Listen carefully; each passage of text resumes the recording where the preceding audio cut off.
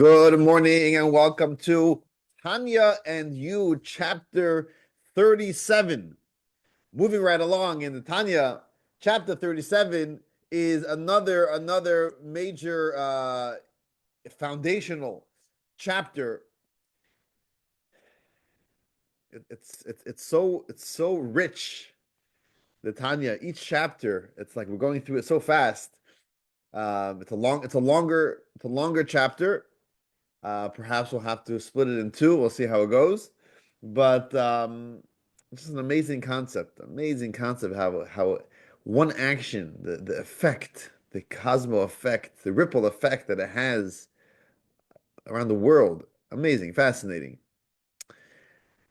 So just to kind of continue where we left off, we're talking about the importance, the emphasis that in addition to in general just being a good Jew and serving God.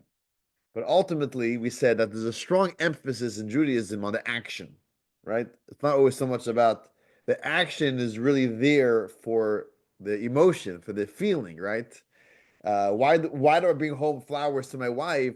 It's not about the flowers. It's about the feeling, the gesture of wow. There's a relationship over here, right? And the action is is supporting the emotion, the feeling. But in Judaism, we say it's the opposite, that the feeling supports the action. The action is really where it's at. It's most important. The mitzvah itself. And we spoke about the idea that we want to bring godliness into this world, into the physical world, primarily and specifically.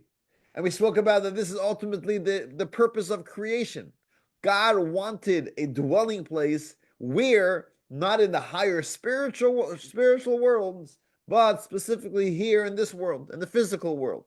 And that's why there's such an emphasis on the physicality, using something physical, an action, in order to bring godliness into this world.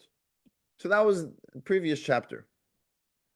Chapter 37 continues on this theme to talk about the importance of using physical items for a mitzvah, the world of action.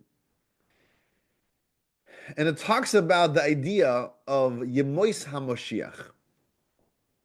We all want to know, what's the point? What's the purpose? Where are we headed? Why are we here? What's the goal? And we know what Viktor Frankl said, that if we have a why, if we know if we have something to look forward to, we can endure any anyhow, any difficulty. We're going through something difficult. If we're looking forward to something, and you see this, by the way, very clearly in people who unfortunately are very ill. It's an elderly grandfather, and there's something to look forward to. There's a grandchild's wedding. There is a big anniversary. There's something. Someone's coming to town. There's something exciting. Very often, they'll push, they'll push, they'll push, and they'll make it. They'll make it. And then sometimes we find, unfortunately, after that milestone, now they have nothing exciting to look forward to. They kind of lose, they give up, kind of, and then very often they really deteriorate after that. So we see when there's a desire to reach a certain point, it really helps us get through difficult moments. And this is, from a Jewish standpoint, it's collectively all of us. We're all waiting for the day. What's the day? The day that Mashiach comes. They say that life is like a cycle, right? Life is like a circle. It's the circle, right? Every day it's the same thing. We wake up in the morning, we eat something, we go to work, we go home. Next day, same thing, right?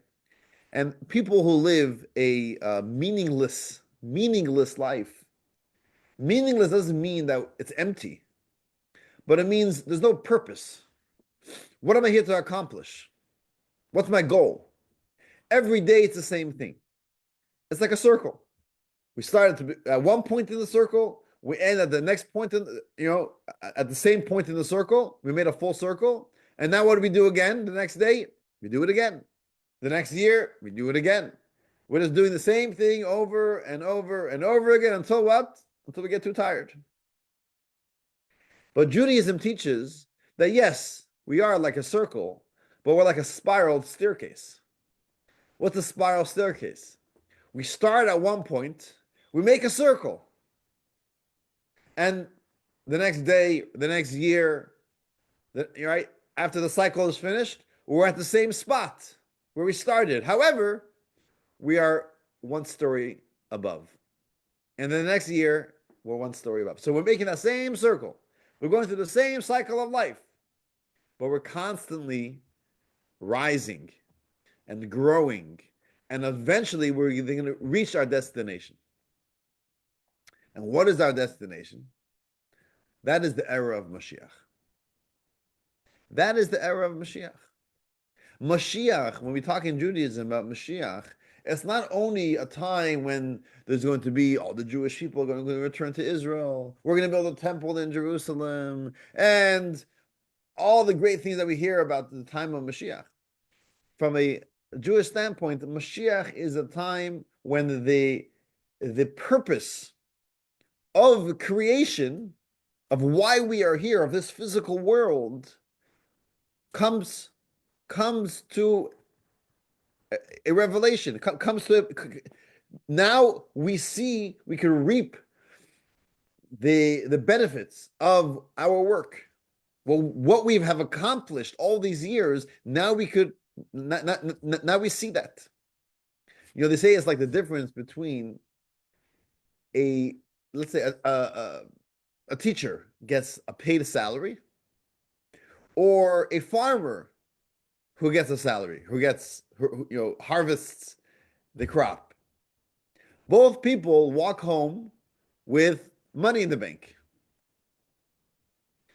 The teacher, or any occupation, right, teaches, and then at the end of the month, they get the paycheck, and they put it into the bank. The farmer works hard and harvests, and now they have food on the table, right? Both able to live. What's the difference? The salary, the money received, has nothing to do with the work that the teacher does. It's a benefit. It's a reward. It's a payment. But the food on the table of the farmer is a direct outcome, a direct consequence of his work. Mashiach is not just a reward that we're going to receive because we're doing such good things, so God is going to give us the time of Mashiach. It's a direct outcome of our work. That's what the Tanya says. How is it a direct outcome of our work? Because every time we do a mitzvah, it's not just brownie points. It's not just you're doing God's will, God will repay you. It's not just that. Doing a mitzvah has a spiritual effect. Doing a mitzvah draws down a certain godly light, a certain godly energy. We may not be privy to it now. We may not see it. We may not notice it. We may not feel it. But it's there. It's real. There's a real effect of when we do a mitzvah. We said a little prayer. It's not just, I feel good now. Something happened. Something changed. In the physical atmosphere, something's metaphysical, but it's there. We put a coin in the charity box. Something happened. In addition to the recipient gaining from it, something spiritual is drawn down. Any mitzvah, we light the Hanukkah candles, we light Shabbat candles, we put on tefillin, we put up a mezuzah, whatever it is, it's real. Something is being accomplished. There's in the words of Kabbalah, there's a godly energy that's drawn down, concealed to the physical eye, but it's there. And each mitzvah collectively does this, and after at a certain point, the world is ready for what? The time of Mashiach, which is what? You move away the veil. You just remove the cover. And what are you going to see? We're going to see what we have already accomplished. We just haven't seen it. You ever go to these, sometimes it's like entertainment, you go to an amusement park, you go to it, and they stamp you with like this purple marker or whatever stamp that you don't see it, but under that purple light, you see what's there, right? It's always there. It's always there. You just need the right light to see it. Another analogy is given like radio waves, right? There's a lot of waves. You just need the right device to tune into it. It's always there. It's not like I've just now created something new. I brought these radio waves into my house. It's here. It's here. It's in the atmosphere. I just need the right device to appreciate it. The godly energy is here with every mitzvah. When Mashiach comes, we're going to see what we're going to see. It's like harvesting what we've, it's a direct outcome. It's a direct outcome of our actions. When Maimonides says famously that we should look at the world like it's even 50-50. It's like a scale that has 50% merits and 50% the opposite of merits. And my one little action could tip the scale. It's not just as a reward. Every action has weight. But ultimately, it's because every action is accomplishing something inherently. And that's what Mashiach is all about. And because Mashiach, like we said, the purpose of creation is the physical world. That godliness should be revealed in our physical world. So that's why we have an emphasis on physical action. Doing a mitzvah with something physical. Because we elevate the physical. We're drawing godliness into what? Into the physical. We are revealing the godly spark, which is in the physical. And the chapter in 37 kind of divides this into various areas in the physical realm. We talk about the physical item, the physical object that's used for the mitzvah. We talk about the energy that is needed in the person, which the godly soul doing a mitzvah also needs to harness the natural soul, the soul of vitality, the animalistic soul, to get the body, the physical body, to move, to do something. So when we do a physical action, we're also we're transforming our physical self, our animalistic soul. And this is also included in speech, because speech is also an action. And when we do a mitzvah, whether with speech and with our actual action items, we are elevating the world around us. And this is what Mashiach is all about. And here the Tanya says something fascinating. Something fascinating. The Tanya says that through our little actions, we have an effect, not only on ourselves, not on the item that we are using, but on our surroundings and on the entire world. How is that? So, when I was, studying this chapter, it reminded me of a YouTube video that I've seen not too long ago. The video is titled "How to Make a $1,500 Sandwich in 6 Months." I just checked last night. It has 6.2 million views on YouTube. What's this YouTuber? What's the idea of this video? He says, "I'm going to make a sandwich from scratch. Instead of buying the bread and the tomato and the pickle and the lettuce and the cheese and the salt and the pepper. Why should I buy that from the store? I'm going to make it from scratch." So it took him 6 months, and he grew some wheat, and he made flour, and he made bread. He went to the ocean. He collected ocean water, and he made salt out of it. He grew some tomatoes and cucumbers and made pickles, and he grew some onions, and he went to the milk farm, and he milked a cow, and he made cheese. and he made himself a sandwich. Took him 6 months. Cost him $1,500. Now, why is that to me a fascinating idea? Because it just brings out the obvious that in one action that we do, how many things had to come in place? How many people were involved in allowing me to do one little action? I'm sitting down for breakfast and eating a sandwich. How many people, for how many years, were involved in this sandwich making? Oh, I see what I mean. It was just myself. I came to the kitchen. I made myself a sandwich. No, no, no. But who delivered the food to your house? Who, who grew who made the bread and who made the tomato and who made the onion, right? And how did they have what they need, right? So my one little thing was supported by perhaps hundreds or thousands of people to make it possible for me to have what I have. They say, okay, this is obviously a much major, a major action item. They say that there were about 400,000 people working on the Apollo 11, I think it was, that landed on the moon.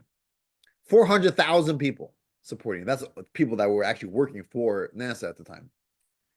There are so many things that have to happen for me to do one little thing. So the Tanya says that when I do a little mitzvah, it's not just here and now that this is being elevated and this is becoming holy, but everything that was needed to support this one little action is also being elevated. So it's both the person himself. So, for example, I am teaching, and today we're studying Tanya together. Great mitzvah. So, in order for us to be able to focus, I have a coffee, right? So I'm drinking coffee.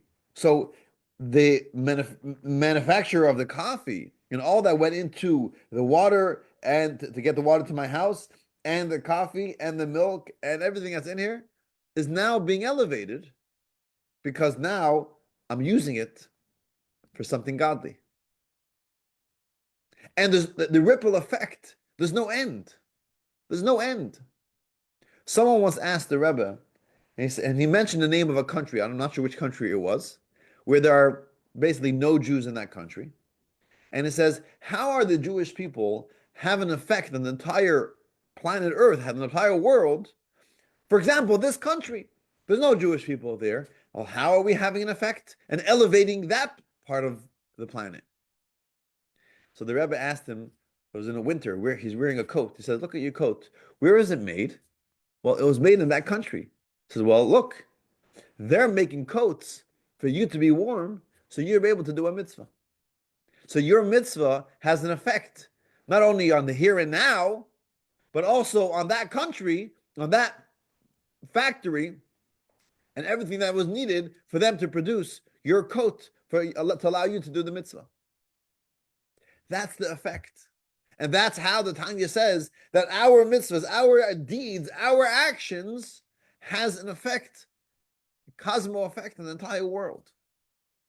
It's a ripple effect. It's amazing. It's not a ripple effect only in the future, but also in the past.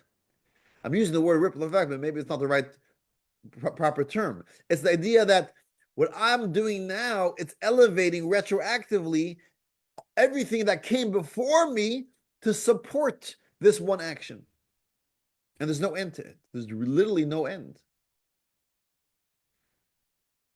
That's the weight. That's the weight of every action that we do. That's the weight. And that's why the Tanya says that in general, any mitzvah is important, but there's this concept of tzedakah, of charity, more specifically, where charity is says that it is shikula kineged kol mitzvahs.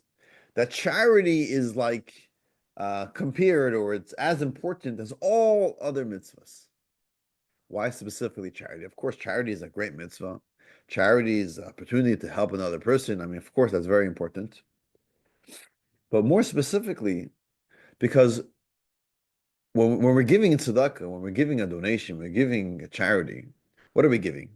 We're giving our life source. We're giving our life source, right? Ultimately, what is money for? Essentially, to live, right? You need money to live. You need money to buy food. You need money to pay your mortgage. You need money just for your basic needs. You're willing to give up some of my money to help another person. So I'm giving up what sustains me. So what am I elevating? It's not just that coin or that dollar bill or that credit card that I'm elevating when I'm doing the mitzvah. I'm elevating all that sustains me. I'm elevating also everything that took in me to receive that money. My job, my going to work, my career that allowed me to receive this paycheck. So all that went into it is also being elevated when I'm willing to part from some of that money. So it's a mitzvah that is really brings out this idea that one little action has an effect on my entire being.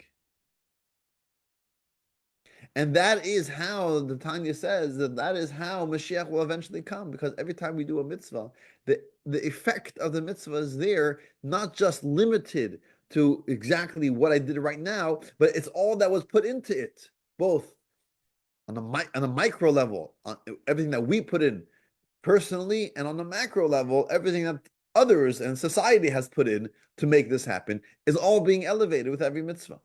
And eventually, and we're waiting for that day, hopefully it's very soon, that we'll see, behind a glimpse behind the veil, we'll see what is really being affected through our mitzvahs. Just want to conclude. It's a little story. I might have said the story before, but this is a story I tell my kids all the time. I think it's an important analogy. We call it a parable. The story is of the two brothers. So there were these two brothers who were very, very close with each other. Very, very close. They did everything together. They were in business together. They would spend time together, spend holidays together. And there was just very close relationship of two brothers. And the whole community was talking about it. Oh, we'll call them Reuven and Shimon, the parsha of these weeks, right? Reuven and Shimon, two great, everyone knew Reuven and Shimon, they're tight buddies, two brothers, love each other to their bones.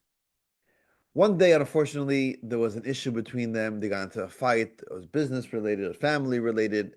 It really got messy. It got to a point they stopped talking to each other. Cold turkey. No relationship. It was horrible. It was terrible. It was the talk of town. A few days go by, a few weeks go by, a few months go by, and they're still not talking. They're both very angry at the other. They're not talking. Years go by. Years go by, and there's no communication between the two. Well, one day, Reuven's oldest daughter gets engaged. She's getting married. Oh, so exciting. What does Reuven think? Reuven says, I gotta invite family. I'm gonna invite my brother Shimon. I know we haven't spoken in 12 years, but he's my brother. Shimon gets the invitation in the mail and he's angry. I'm gonna go to his daughter's wedding. I'm still angry at what he did this, did that. I'm not going. I'm not going to the wedding. Well, the wedding date is nearing, and he's starting to feel a little bit, well, maybe I should go, maybe it's the right thing, but then he tells himself, no, I'm not going. I'm not going to the wedding. In fact, the day of the wedding arrives, and he's really torn within, but he decides, I'm not going to the wedding. The wedding was called for 6 p.m. He says, 5 p.m., I'm getting into my pajamas. I'm going to sleep. I'm going to bed. I don't want to even be tempted. I don't want this. I'm just going to sleep. I'm sleeping through this whole night, this whole wedding. He gets into his pajamas. He goes under his covers, takes his sleeping pill, and he's out cold. He's sleeping. The brother Reuven is dancing at his daughter's wedding, and he's thinking in his mind, maybe my brother Shimon will actually show up. That's all I want. I just want him to come and dance together at my daughter's wedding. And he's looking around the hall, looking around the hall, but Shimon is nowhere to be found. So he has an idea. After after the music is stopped, after the dance, he goes over to the orchestra, to the klezmer band. He says, "Listen, I need you to go to my brother's house. I want you to play his favorite songs right outside his window." That's what they do. They go to the house a few blocks away, and they start playing the music that his brother loves, the music from from his youth. Suddenly, Shimon wakes up and he hears a beautiful klezmer band right outside his window. What is that? And kind of half in the sleep, he jumps out of bed and he goes outside to see what's going on. And there they are. They're playing his favorite music. So he listens. And as he's listening, the klezmer band starts to walk slowly